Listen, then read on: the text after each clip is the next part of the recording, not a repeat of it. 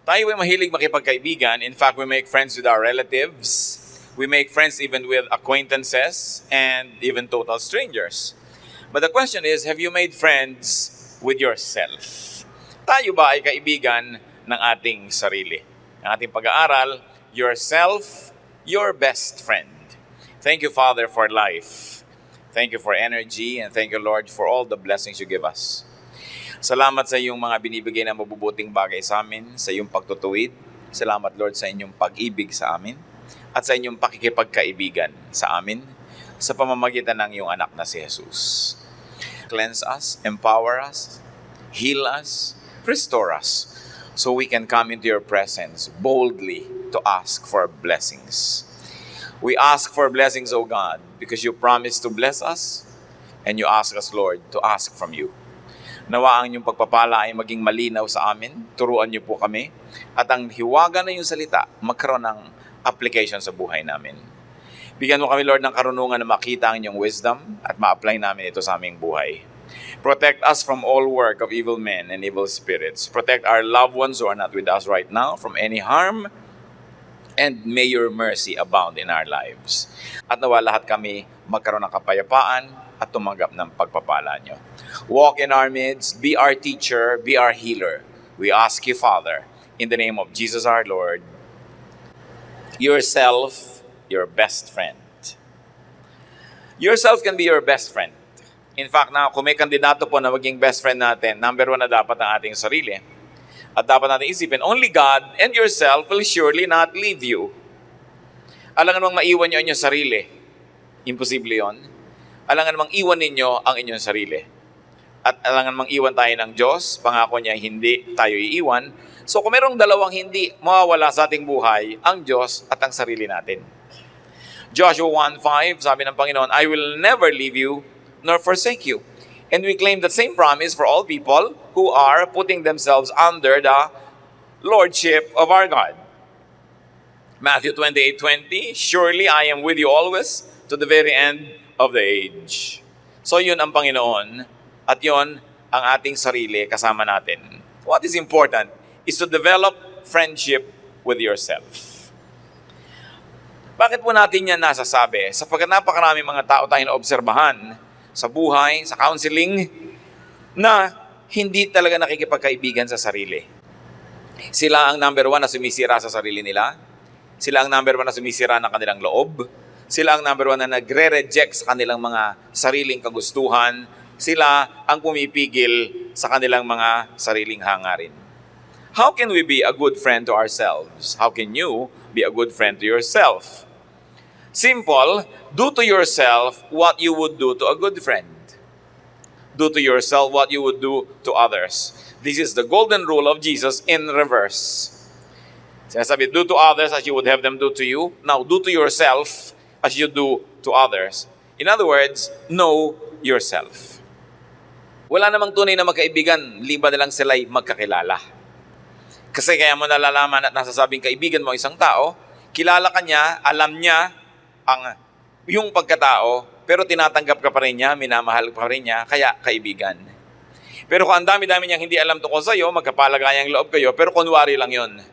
Nag-iisip ka na baka pag nalaman niya ang lahat ng totoo, mawala rin siya sa iyong buhay, so hindi mo pa siya kaibigan. So kaibigan ba natin ang ating sarili? Know yourself. Psalm 139 verse 14, I praise you because I am fearfully and wonderfully made. Your works are wonderful, I know that full well. Hindi sa pagiging mayabang o self-centered, nakakapanalamin ba kayo at sasabihin nyo sa sarili nyo, you are wonderful. You are fearfully and wonderfully made. Hindi yan kayabangan at hindi masama. Nakita na natin sa Psalm. Sapagkat ang kumikilala sa kanyang sarili, nakikita niya doon ang bakas ng Diyos. Nakikita niya yung imprint ng Diyos na lumikha sa kanya. Nakikita niya ang mga katangian ng Diyos na nakatanim at naghihintay lamang na maalagaan, yumabong at mamunga. Pinupuri kita, O Diyos, sapagkat ako'y kahanga-hanga ang pagkakalikha mo. Pero nasasabi lang po yan ng isang taong kilala niya ang kanyang sarili. Meron hindi kilala ang sarili niya, kaya sobra niyang pinupuri. Pero meron ding hindi kilala ang sarili, kaya sobra niyang pinipintasan. Ano po ang ibinibigay niyo sa inyong sarili? Puro na lang pag-aalipusta, pangahamak, puro mga sana ganito ako, sana hindi ako ganun, sana si ganun na lang ako. Hindi mo masabi-sabi sa sarili mo, I am fearfully and wonderfully made. Kaya napakahalaga po, kilalanin ang sarili. Hanapin yung mga talent na ibinigay ng Diyos, hanapin ang mga katangian, hanapin yung napakagandang mga bagay na nandyan. Kung hindi pa lumalabas, naghihintay lamang na bigyan ng pansin para ito ay ma-develop. Know yourself. But how can you know yourself when you are very busy trying to watch other people's lives? Paano mo talaga na masusuri ang iyong sarili kung hindi ka nagbibigay ng panahon para pag-aralan ito? Suriin na yung mga ginagawa at mga nagiging bunga nun, kundi abang ka ng abang sa buhay ng may buhay. Very important part of knowing yourself is to know your strengths and to know your weaknesses. Hindi tayo perfect. Pero meron tayong mga strengths. May mga lakas, may mga katangian ng tao, bagamat may mga kahinaan at kuminsan ay kapintasan. Si Paul, anong kanyang nasabi tungkol sa kanyang pagkakilala sa sarili niya? Philippians 3:4-6. If anyone else thinks he has reasons to put confidence in the flesh, I have more. Circumcised on the 8th day, of the people of Israel, of the tribe of Benjamin, a Hebrew of Hebrews, in regard to the law, a Pharisee, and for zeal, persecuting the church, as for legalistic righteousness, faultless. Sabi niya, kung meron sana na may karapatan dito na magsabing, ako okay, ako na yun. Sabi niya, kung merong dapat magbigay ng confidence o pagtitiwala doon lang sa achievement ng tao, sabi, ako na yun. Hudyo ako, sabi niya ganon. I was circumcised on the 8th day according to the law of Moses and according to the tradition of our nation. Sabi ganon. Alam ko ako kung saang bayan, Israelite. Pati tribo pinanggalingan ko, Benjaminite. Talagang pusakal na Hebrew ako. Hindi lang basta Hebrew, sabi niya, Hebrew of Hebrews. At hindi lang yon, Pharisee pa ako. Nagpakadalubhasa. At kung tutuusin ang lahat ng legal na hinihingi ng batas ng ating bayan, walang maisusumbat o walang maisisisi sa akin, sabi niya. Hindi pagyayabang, kilala ang sarili. Kilala niyo ba ang magulang niyo? Alam niyo ba pangalan? Alam niyo ba middle name ng nanay niyo? Alam niyo ba ang pangalan ng mga magulang ng nanay at tatay niyo? Baka hanggang doon na lang, no? Sa nanay. Maraming mga tao kasi hindi nila kilala kung saan sila nagmula. Tuwang-tuwa pa yan pag sinabing, saan probinsya nyo? Ay, hindi ako lumaki doon eh. May probinsya kami pero hindi na ako doon lumaki. Sa Manila na ako lumaki. Tuwang-tuwa na wala siyang roots. No? Mga baligtad na pagtingin sa sarili. Sapagkat pag tiningnan nyo yung roots nyo, hinanap nyo yung mga ninuno ninyo, surely makakakita kayo ng mga kadakilaan. Makakakita rin kayo siguro ng mga kahihiyan. Pero hindi pwedeng hindi kayo makakita ng mga kadakilaan na maaaring makadagdag sa pagkakilala nyo sa inyong sarili. Pero, masasabi ba na sinabi ni Paul? Kilala ko ang aking sarili. Madalas ang pagpapaliit natin sa sarili dahil hindi natin kilala ang ating sarili. Ang nakikilala na lang natin kuminsan at alam yung immediate environment of poverty, the immediate memory of suffering in our family, but we don't know any other glorious part of the story of our ancestors. Romans 7:18, I know that nothing good lives in me, that is in my sinful nature. For I have the desire to do what is good, but I cannot carry it out. So si Paul pa rin yun, alam niya yung strengths niya, alam niya rin yung weaknesses niya. Sa inyo, wala namang mabuti rin sa akin kung tutuusin. Marami kong pwedeng ipagmalaki ng mga achievement, pero yung kalooban ko rin naman gusto kong gawin ng tama, lagi yung mali din na nagpipilit na magawa. Bakit kailangan ding alam natin yung nature natin para alam natin kung paano susugpuin ng ating mga kahibangan? Alam natin kung anong dapat pinuputol ng mga ugali. Anong masasamang asal ng ating pamilya ang dapat sa ating generation na lang matapos at huwag nang ipasa sa susunod na generation. Kasi kadalasan yung mga kapintasan ng pamilya, generational din. Kung mahilig mambugbog ng mga asawa yung mga lalaki na yon, yung mga magiging anak nilang lalaki, magiging tagabugbog din ng mga asawa nila, yung tuloy-tuloy. Kung mga lasenggo yung mga ninuno, magiging lasenggo din itong susunod na generation. Kung mga babaero, magiging babaero rin. Kaya kung meron tayong mga dapat malaman yung kasaysayan ng istorya natin, hindi lang maghahanap tayo na ipagmamalaki, kasi dapat maghanap din tayo ng mga kapintasang nag-ugat na sa ating mga lahi para mabunot yan at huwag nang maipasa pa sa susunod na henerasyon. Lahat ng mga pangit na asal natin dapat matapos na at hindi na mamana ng ating mga anak. Lalo tayo mga nakakilala sa Panginoon, lumalaki sa salita ng Diyos, dapat may maiba. Dapat kilalanin ang sarili para alam kung alin yung ide-develop at alam kung ano yung wawakasan na. It is important to know oneself. Know what can be changed for the better in you. Psalm 51:10, create in me a pure heart, O God, and renew a steadfast spirit within me. Laging renewal ang hinihingi. The creation of pure things in life. Kailangan, hinahanap natin, alam mo, pwedeng baguhin ng baguhin. Hindi dapat tayo nakokontento sa kalagayan na lang natin na ganun. Sapagkat habang may buhay, ay mayroong pagkakataon at may ibinibigay ang Diyos sa kakayanan para umasenso ng umasenso. A change for the betterment of our character and of our lives. How else can you be a good friend to yourself? Accept yourself. Pinakamasaklap na yata kung kayo pa hindi tatanggap sa inyong sarili. Dapat tanggapin mo. Kung tinatanggap tayo ng Diyos ng walang patakaran, minamahal tayo ng Diyos, tayo man dapat tanggapin ang ating sarili. Tanggapin na meron tayong mga strengths, tanggapin na meron tayong mga weaknesses, and just decide to operate in our areas of strength. And decide to try to strengthen our weaknesses. But accept yourself. Accept what cannot be changed in and about you. Kilalanin kung anong dapat baguhin at baguhin, kilalanin ang hindi na mababago pa at tanggapin na lang. Tulad na naman ni Paul. Meron siyang isang napakalaking kahinaan o kapintasan na ilang beses siyang hiningi sa Diyos na tanggalin, pero hindi tinanggal, so tinanggap na lang niya. Hindi ka pwedeng makipag-contest sa sarili mo all your life. Wala kang mararating. Hindi pwedeng makipagtunggalit, makipaglabanan ka sa iyong kalikasan, sa iyong likas, sa iyong sariling pagkatao dahil wala kang mararating. 2 Corinthians 12:7-9, to keep me from becoming conceited because of these surpassingly great revelations, there was given me a thorn in my flesh, a messenger of Satan to torment me. 3 times I pleaded with the Lord to take it away from me, but He said to me, my grace is sufficient for you, for my power is made perfect in weakness. Hindi natin alam, hindi yan sinabi sa Biblia kung ano yung thorn in the flesh.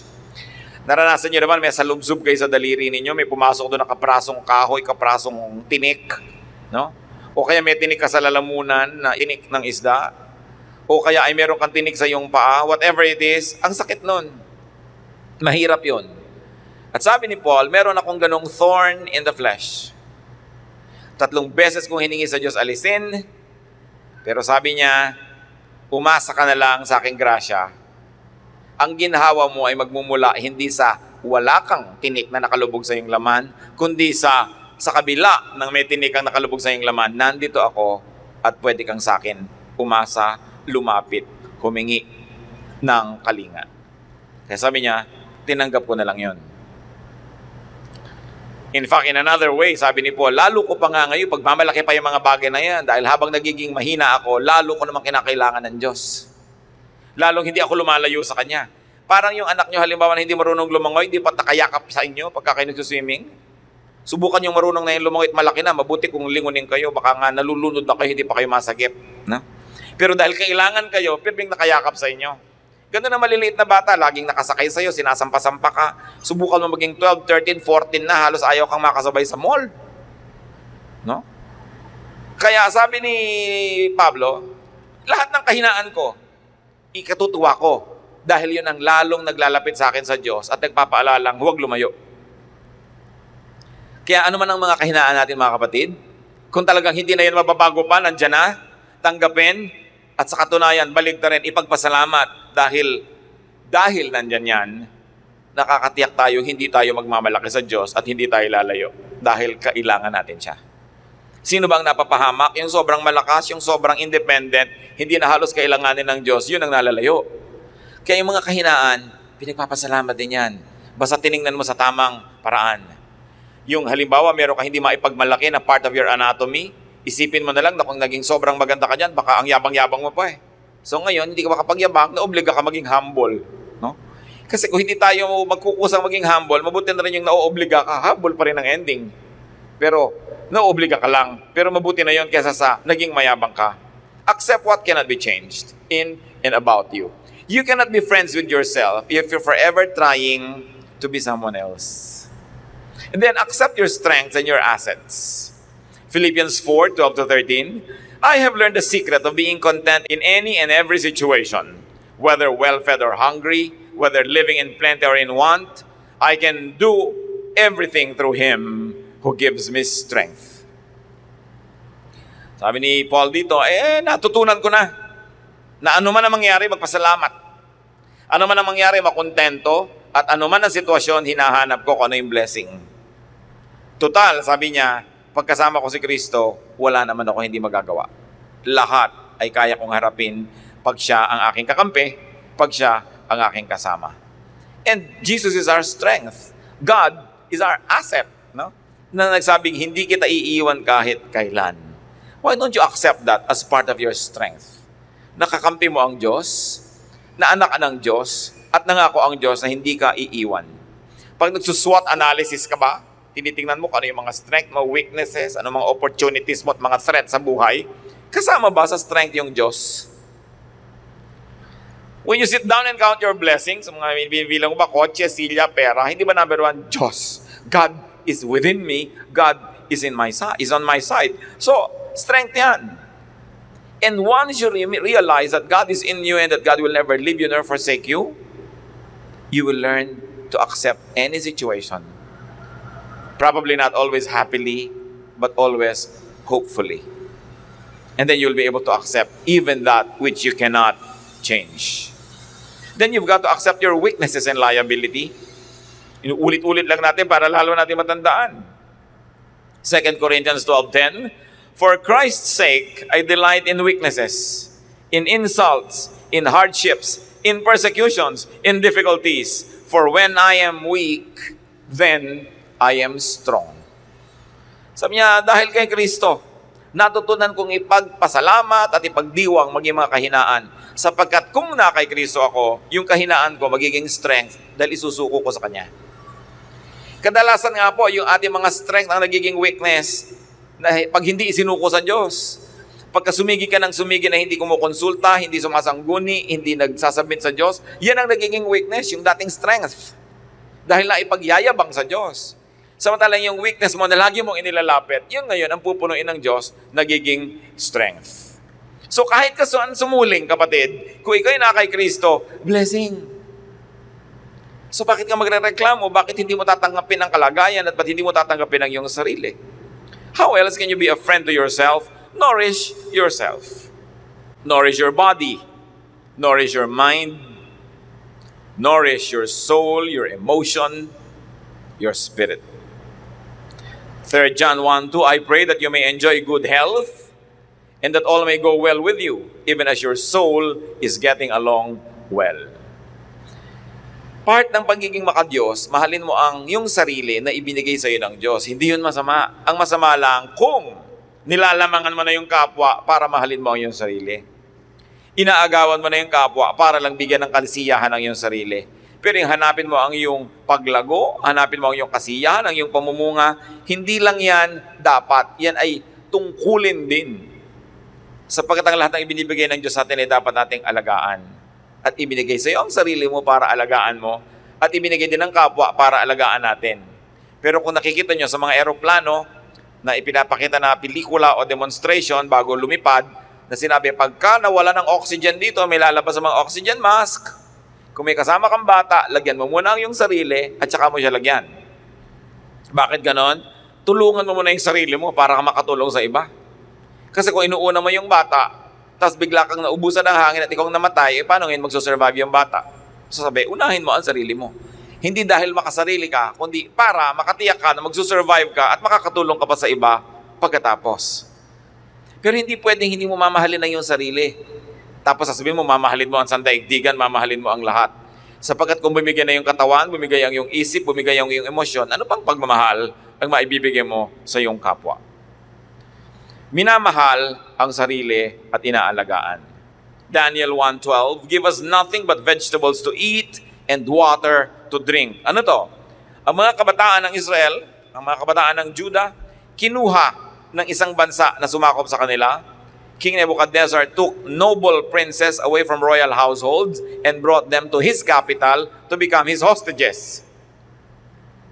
And not only hostages, he wanted to educate them in the ways of his empire so that when he sends them back to their own respective countries, loyal na yung mga yon sa kanya kahit pa nga sinakop yung mga bansa. So halimbawa, may prince ang Pilipinas, sinakop tayo na Amerika, kinuha yung prince natin, dinala sa Amerika para palakihing malaka-Amerikano, para pag ipinadala dito at maging gobernador, maka-Amerikano ang isip, loyal sa Amerika, hindi na sa Pilipinas. Ganun ang ginawa nitong si King Nebuchadnezzar sa mga prinsipe ng Judah. At sila Daniel, pinapakain niya ng mga pagkain ng hari, masasarap na mga alak, masasarap na mga putahe, tinanggihan nila Daniel. Kasi una, ayaw nilang masanay sa pagkain na yun dahil hindi maganda ng pagkain nila, baka mapalitan ng culture nila. Pangalawa, ayaw nilang magkaroon sila ng utang na loob sa hari, na umaasa sila sa masasarap na bagay, baka tuloy ibenta na nila ang kanilang kaluluwa para lang patuloy na tumanggap ng magagandang bagay. So sabi nila Daniel, mahal namin ang aming sarili, mahal namin ang aming identity, at mahal namin ang aming katawan. Nakakataba lang yung mga pagkain ninyo, malalasing lang kami, give us nothing but vegetables to eat and water to drink. At nung ayaw silang bigyan ng ganung uri ng pagkain ng bantay dahil baka daw siya mapagalitan, sabi, after 10 days, subukan mo kung magiging mahina kami o malakas, at kung naging mahina kami, baka ka nga mapahama, kakainin namin ng gusto mo ipakain sa amin. Pero ito muna, tingnan natin. Dahil in-assert nila ang identity nila, in-assert nila yung gusto nila, lalo silang lumakas, natuwa ang Diyos sa kanila, lalo silang naging matipuno kaysa doon sa mga kumakain ng king's food. So pinayagan na lang sila. But you take care of your body. Hindi ka lang maglalagay sa iyong katawan ng mga pagkain na alam mong nakakasama sa katawan mo mismo. Bakit ka kakain ng lason? Pero ang ginagawa ng napakaraming tao ngayon, umiinom at kumakain ng lason araw-araw. Pag pinagalitan mo pa, sa'yo pa magtatampo. Pag pinigil mo pa, nagagalit pa. Pero kain ng lason. 1 Corinthians 6:20, honor God with your body.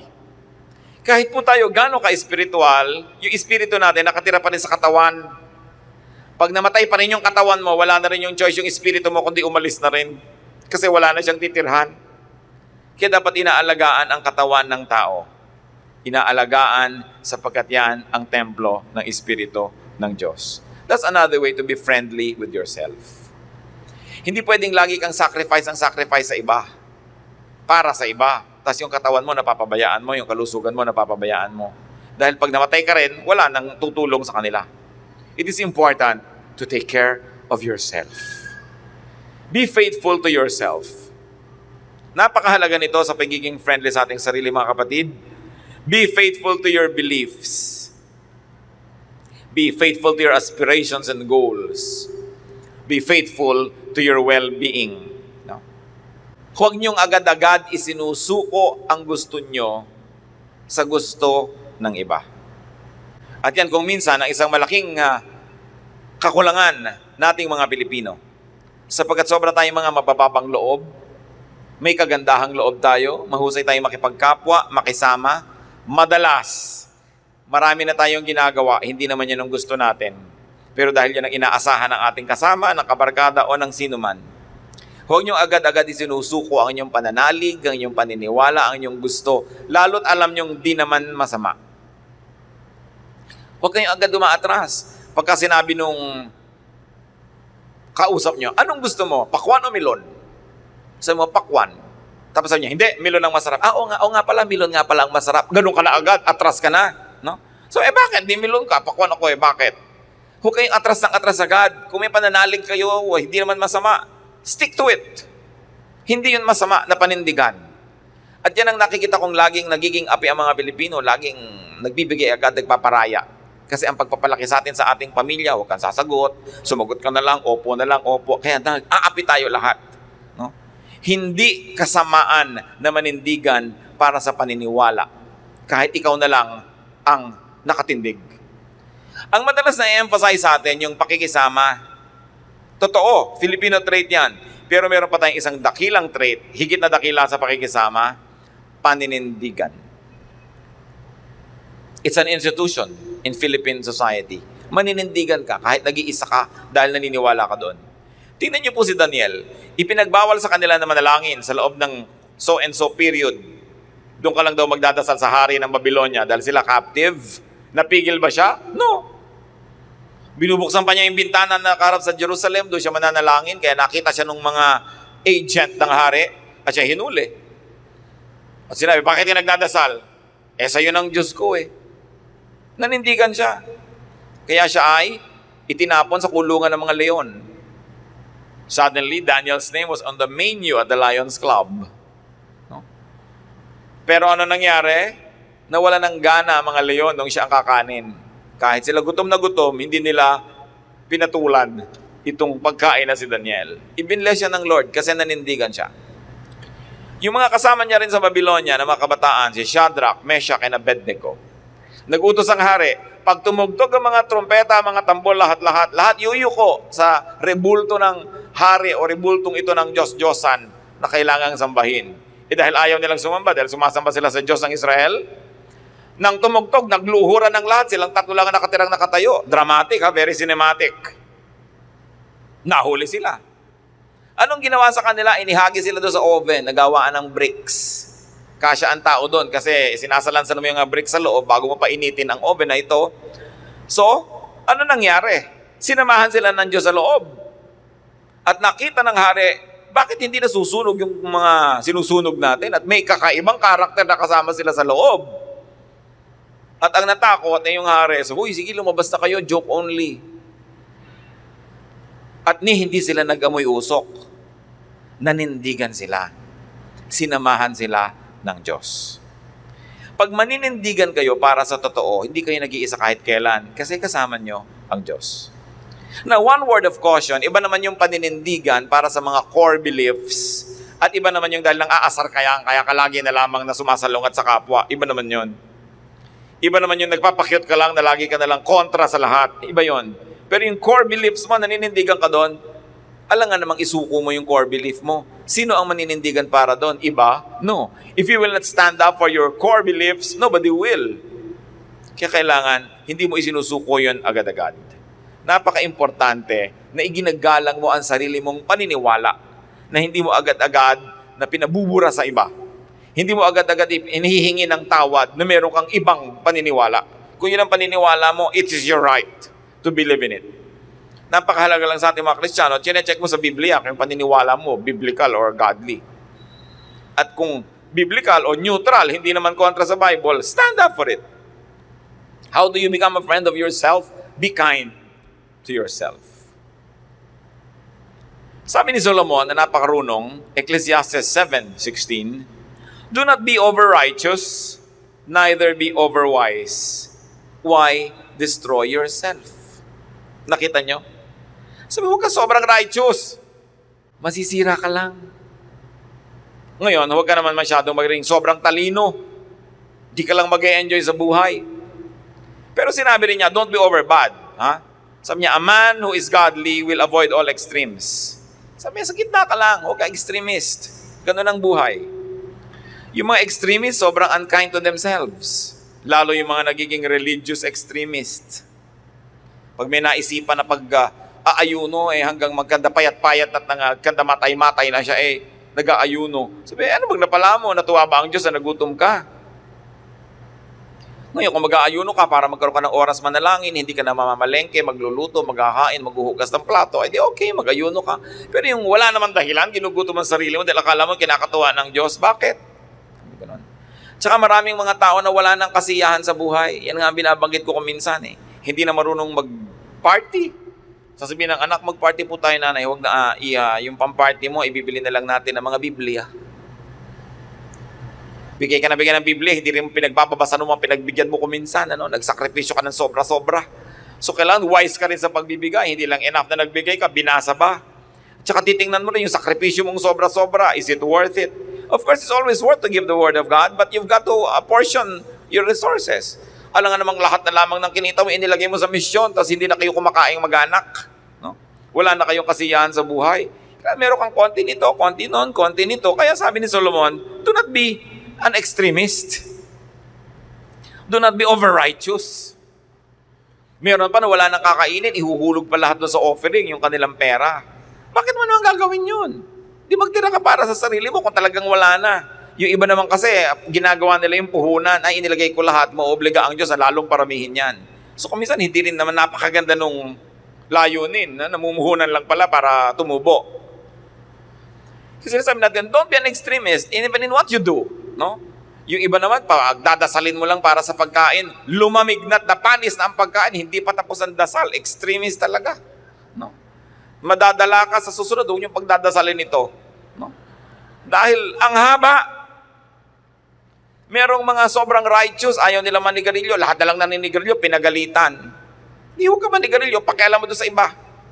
Ang katawan mo, butbit mo yung katawan mo. Yung ginagawa ng kapwa sa katawan niya, pananagutan niya yon. Gusto mo magturo, gusto mo mag-inspire, yes. Pero kung pestehan ng mga tao na mamuhay sa paraan na ikipinamumuhay mo dahil ikaw yun eh. Kung nakarating ka na sa ganung level ng pagkaunawa, ganung level ng commitment, ang dami mong dinaanan para marating doon. Dinaanan ba yun ng kapwa mo? Ba't hinahanap mong nandun din siya sa level na yon? At yan kung minsan, mga kapatid, ang napakahirap sa mga Kristiyano. Ina-assign natin sa iba yung ating paninindigan. Kaya mga kamag-anak natin kung minsan, ang tingin sa mga born-again Christian, salot. Hoy, hayan na naman si salot. Mag-uwian na nga tayo. No? Kasi kahit na dumudugo siya at may mga sakit-sakit, Bible study muna tayo, unahin natin ang salita ng Diyos. Pati mo muna ako lagyan ng kurita sa sugat ko para ako gumaling, unahin ang salita ng Diyos. This kind of extremism, wala sa lugar, wala tuloy matuwa sa ating kuminsan eh. No? Na merong kamag-anak na namatay dadalhin sa simbahan kung ano ayaw pumasok sa loob, akala mo naman impyerno yung papasukin. Samantalang doon nga siya lumaki. No? Akala mo napakalaki ng kawalan sa kanya na makitungo sa mga kamag-anak na nalulungkot dahil naninindigan. Ito yung paninindigang sinasabi ko mga kapatid na not worth it. No?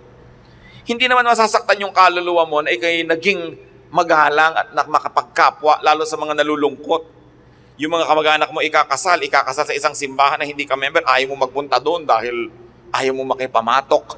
Mga extremist application of Scripture that cannot be seen in the life and example of Jesus. Ang tawag nga kay Jesus, friend of sinners. Friend of glutton and drunkards. Yun ang sabi sa kanya, kaibigan ng mga lasenggo, ng mga matatakaw, kaibigan ng mga makasalanan. Bakit? Dahil nakikisalamuha si Lord doon. Aanin mo nga naman ang asin kung hindi mo isasama sa mga nabubulok para maging daing yung isda at huwag mabulok. Ano?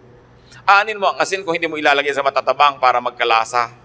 Pero kung minsan, mga extremist Christians, ayaw nang makitungo kahit kanino sa kamag-anak, sa kaibigan, sa office mate. Kaya tuloy lalong iniiwasan ng kapwa, lalong walang madala sa Panginoon. So, be kind to yourself. Dapat naging asset sa atin na tayo nasa Panginoon, hindi liability. Dahil hindi gusto ng Diyos na liability siya sa buhay natin. Gusto niya asset. Pero kung mali kang magdala, magiging liability yon. Especially if you are self-righteous. So sabi, be kind to yourself. Do not be over-righteous, neither be over-wise. Do not be over-clean. Walang pinakamahirap na kasama kundi ang sobrang linis. Mga asawa na pag nagusot ang sapin, papabangunin pa yung asawa para ayusin muli. No? Yung laging pinag-aawayan ng mga tumutulong galing sa banyo, tumutulong kamay galing sa lababo. Pagka 3 taon, 4 na taon, ganun pa rin. Maghiwalay na lang kayo. Kung hindi mo tatanggapin na ganun siya, no? Dahil mamaya, paghihiwalayan nyo rin yon. A house must be clean enough to be healthy, but dirty enough to be happy. Pag yung bahay mo parang ospital sa linis, diba? Nakakatiyak tayo, bihira ang taong gusto magpunta doon. Sabi, don't be extremist in everything. Even cleanliness, when done in the extreme, can be a burden.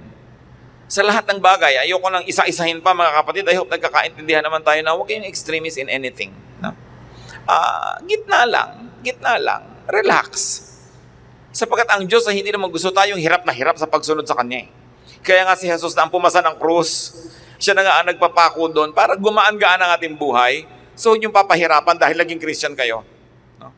Ang dami-dami ko sa mga dietary requirements. Sabi ni Lord, it's not important what gets into the mouth, but what gets out of it. At ngayon, ang mga extremism ng mga Christians, kailangan pa ang pag-pronounce mo sa pangalan ni Jesus, yung Hebrew pronunciation. Pag mali pa ang pronunciation, walang talab. Another extremism. Kailangan ng culture ng church mo, ang tugtog ng Israel, o sayaw ng Israel, o kung ano-ano. That's another form of oppression. Sabi nga ni Shakespeare, a rose by any other name would still smell as sweet. Subukan mo, natawagin mo yung rose na gumamela, maiiba ba ang amoy nun? Maiiba ba kung ano siya?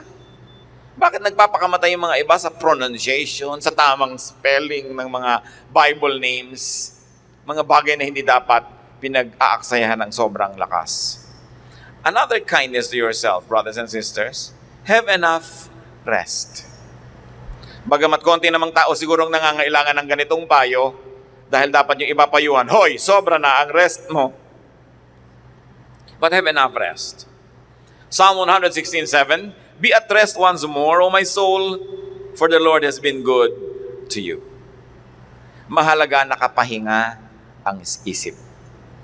Kung hahanap kayo ng trabaho, yung isa hirap ang katawan, pero tahimik ang loob. At yung isa, hindi hirap ang katawan, pero hirap ang loob. Huwag kayong malito. Bigyan nyo ng halaga yung kapayapaan ng loob. Yung isa, maraming kita, pero ang gulo-gulo ng isip. Yung isa, konti lang ang kita, pero tahimik at simple lang. Huwag kayong malilito. Be kind to yourself. Huwag nyong guluhin ang isip nyo kung hindi kailangan.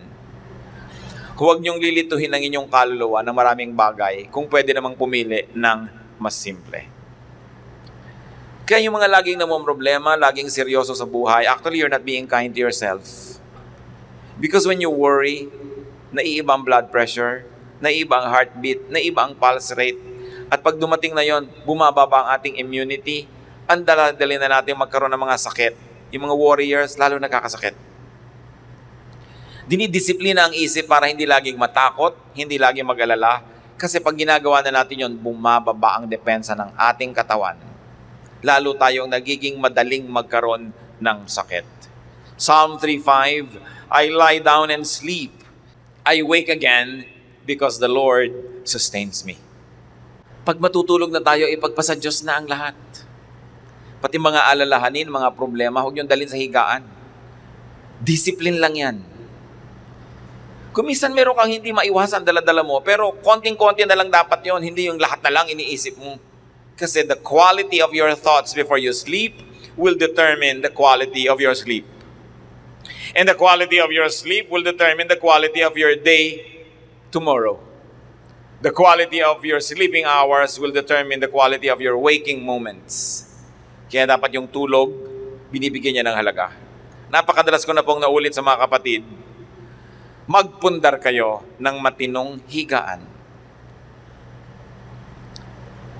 Dahil nahihiga kayo 8 oras, 1/3 of your life. But 1/3, kasi 24 hours a day, di yung 8, 1/3 yun. So kung 60 years old na kayo, mga 20 years kayong nahiga under normal circumstances. Tapos yung kama nyo, labas-labas yung spring, tabi-tabingi. Parang barko sa tubig, gagalaw-galaw. Ang paa, lata ng floor wax. Pagkatapos, bukol-bukol. Ang panghi-panghi. O kaya ang init-init. Tapos 1/3 of your life, nandun kayo, wala ba kayong awa sa inyong mga sarili? Ang matinong tao, no? Una niyang binibigyan ng kanyang resources, yung kinakain niya, tapos yung hinihigad niya. Dahil ang sarap ng inyong tulog, ang magbibigay sa inyo ng husay, paggising niyo kinabukasan. Kung mababaw lang ang tulog niyo, lagi kayong pagising-gising, bugnutin kayo kinabukasan, hindi kayo creative, mahirap yon. Gaano kaya karami sa inyo makakapagsabing, maganda, enjoy ako sa aking higaan. And of course, I pray that kung hindi man mahusay yan, dahil choice nyo lang, hindi dahil kasi wala kayong maibili. Kung wala kayong maibili, wala kung magagawa tukol dyan.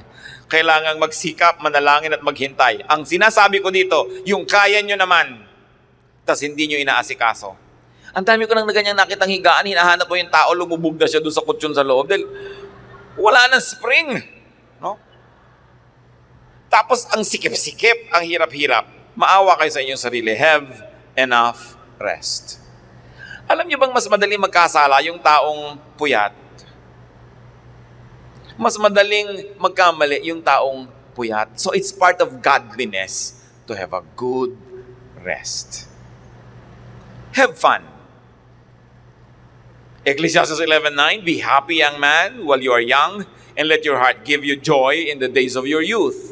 Nagtataka ako kung bakit laging negative ang reading ng mga preachers tungkol dito, na parang sinasabi nila, young person, mag-enjoy ka, pero lagot ka sa Diyos. No. Ang sinabi lang, remember also your Creator in the days of your youth. Na sa paghahanap mo ng kasiyahan, huwag kang umo-A, huwag kang mag-extreme, at huwag mong limutin ang Diyos. Kasi alam nyo, iba yung pagsasaya pag bata ka pa eh. So huwag natin pagkaitan yung mga bata pa ng kasiyahan. Kasi pag matanda na sila, may arthritis na sila. No? Nirarayuma na sila. O kaya na-bypass na sila.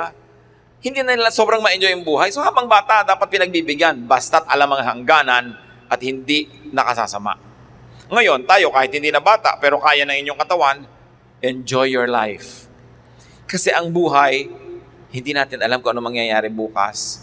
Biglang may nahulog na isang tornilyo ng Skylab na kasing laki pala ng bahay, nahulog sa'yo bukas, hindi mo alam, nagkapiya-piyaot kang parang papel. So yung mga balak mong pag-akyat sa bundok mayon, di na matutuloy kailanman. So habang kaya mo, akyatin mo na ang bundok mayon. Huwag mong laging ipagpaliban ng iyong kasiyahan sapagkat hindi mo alam kung ano naghihintay sa'yo sa kinabukasan. At napakahirap nung lagi ka nalang punong-puno ng pagsisisi dahil hindi mo ginawa nung kaya mo pa yung dapat mong gawin. Napakahalaga rin mga magulang, magtira naman kayo sa sarili nyo. Magtira kayo. Huwag nyo ring ubusing lahat sa inyong mga anak. Hindi yan pagiging makasarili. Yan ay pagiging mapag-isip lang. Napakarami na nating nakitang mga magulang na isinalalay na lang ang buong pagtanda nila sa habag ng anak. Ang nalimutan nila ay magkakaroon sila ng manugang na maaaring hindi mahabag sa kanila. Diba? So bakit mo ilalagay yung buong future mo sa kamay ng anak mo na kalahati ng buhay niya ay hawak na kanya magiging asawa? Nakakatiya ka ba? At saka hindi lang yon. Kumisan nga sariling anak, pinababayaan ka rin.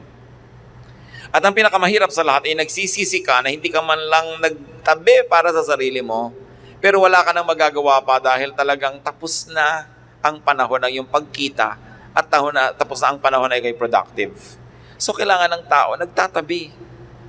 Iniibig mo yung anak, pero meron ka rin tinatabi sa sarili. Ito lang sabi ko, meron kayong offering, pero meron din kayong pang party, meron din kayong pang ganito. Laging by proportion.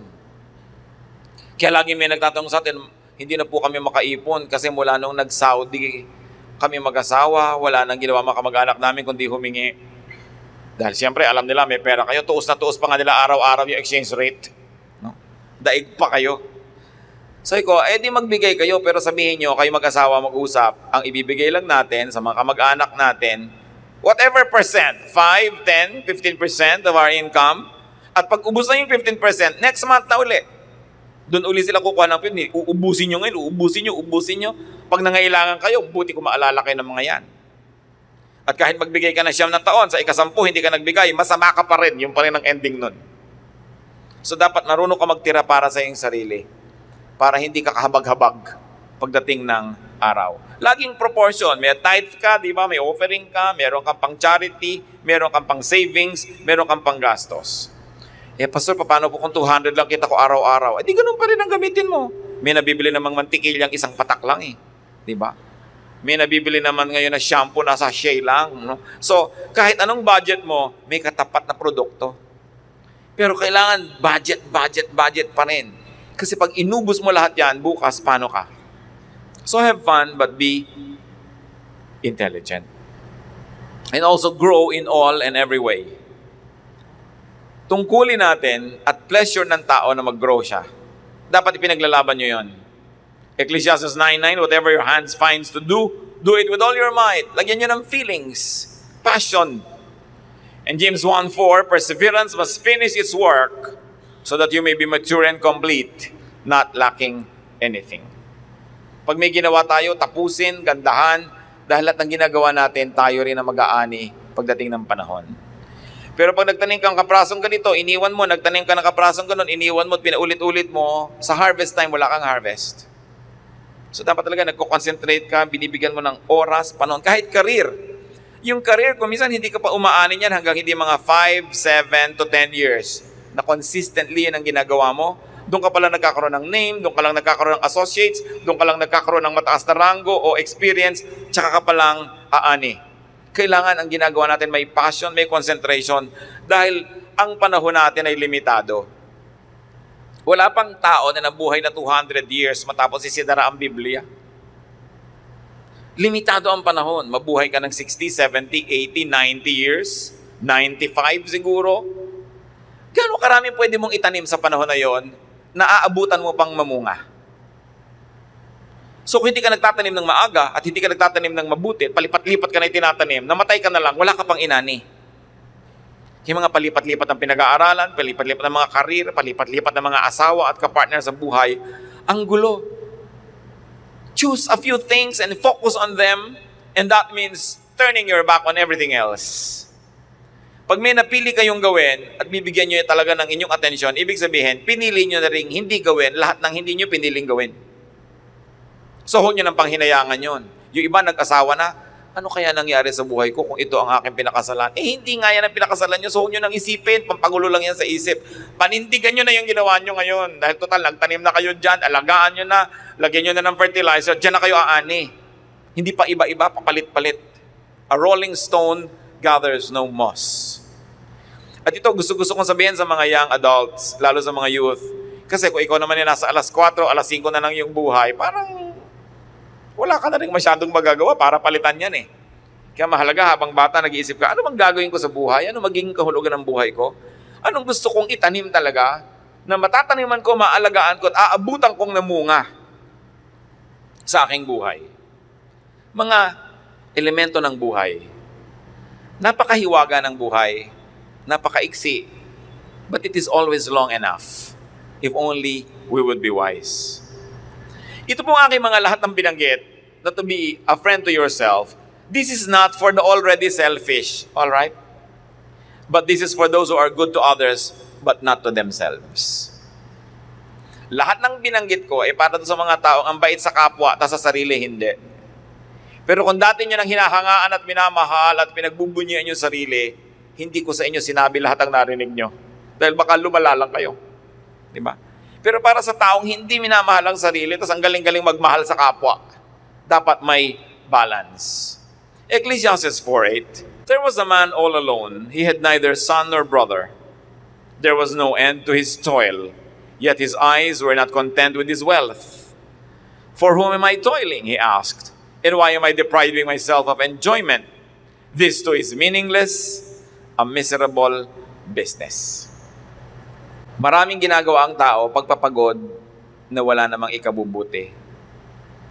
At kababasa ko pa lang sa isang international magazine, merong isang super milyonarya sa Amerika na namatay, nagpamana ng milyon-milyong dolyar sa kanyang aso. Nabalitaan nyo? Aso. Tagapagmana ng milyon-milyon. Paano kaya uubusin ng aso yon? At nalaman naman kaya nung aso na pinamanahan siya. Mga bagay na mas maganda sana at mas nagkaroon ng kabuluhan. Kaya napakahalaga po mga kapatid, sa lahat ng ginagawa natin sa ating pagpapasya, sumangguni sa Diyos.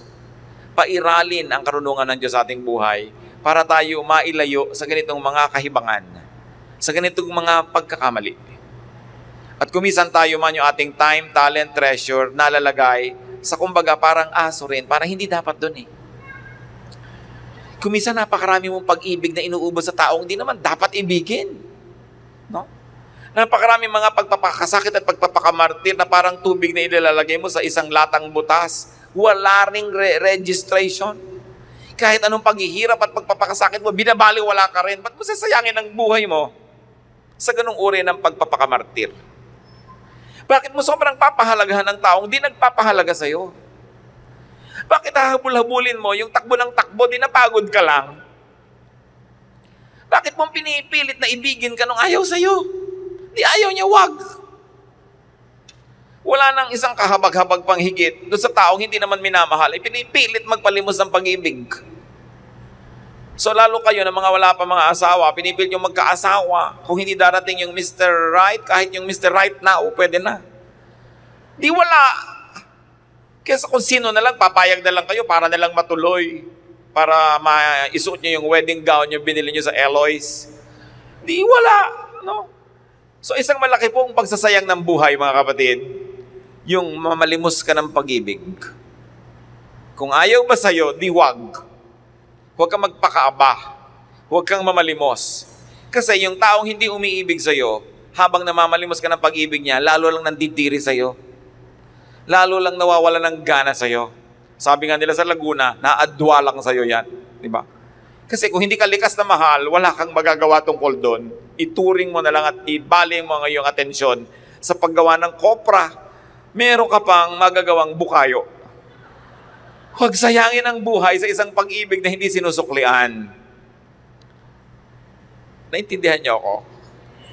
Kung hindi kayo mamahalin, huwag niyo na lang mahalin masyado. Diba? Ang dami ko lang nakitang tao, kawawa naman, yung talaga ang buong buhay, ifinokus na lang sa isang taong di naman siya mahal. Bakit? Mahalin niyo ang Diyos, mahalin niyo ang inyong sarili, para pa lang kayo matutong magmahal ng tamang paraan sa kapwa. No? Hindi ipinapaaba, hindi ipinapaapi, at hindi ipinapabaliwala ang sarili kasi tayo ay pinapahalagahan ng Diyos. Pag di natin iginalang at pinahalaga nating sarili, para na rin nating di ginalang ang Diyos na nagpapahalaga sa atin. Women, you must teach your men folk to respect you. No? Hindi ko mo nakita yung nanay nyo dati, kahit binabato ng kalan ay pumapayag, papayag din kayo. Diba? Dahil hindi yan nakagustuhan ng Diyos, hindi yan ang ibig sabihin nung submit to your husband na pinapakuluan ka sa kawali payag na payag ka. Rediscover yourself. And be the friend that you can be to yourself. Yung kanta na, I've been to paradise, but I've never been to me. I wonder if you know the line of that song, but there's a lot of truth in it. You've got to be able to go into yourself. To know yourself. You know why? Because you will find God there. And you will be able to say, I am fearfully and wonderfully made. Diyos namin sa langit, suriin mo po ang aming puso kung kami nagiging matapat sa inyo, kung kami ba'y good stewards of ourselves. Ang aming katawan, ang aming emosyon, ang aming mga aspirations na ipinagkatiwala mo sa amin, ay amin bang inaalagaan o pinagtataksilan? Habang ayaw naman namin Diyos na maging mayabang, ayaw namin maging selfish and self-centered, but teach us to have a healthy value that we attach to our being human, to our being your temple, to our being your children. Magbulay-bulay tayo mga kapatid kung meron dito na maliit ang pagtingin nyo sa inyong sarili. Inaakala nyo wala kayong halaga o kaya ay kulang ang inyong halaga. Mag-isip-isip kayo. Jesus died for you. You are valuable. God created you and God sustains you. You are valuable. Hindi ko ito sinasabi dun sa mga napakalaki naman ng pagtingin sa sarili. Kailangan naman nun para mag-balance ay pababain ang sarili. Pero kung sobrang baba ang tingin natin sa ating sarili, hindi yan maka-Diyos. Pagsisihan, ilapit sa Panginoon,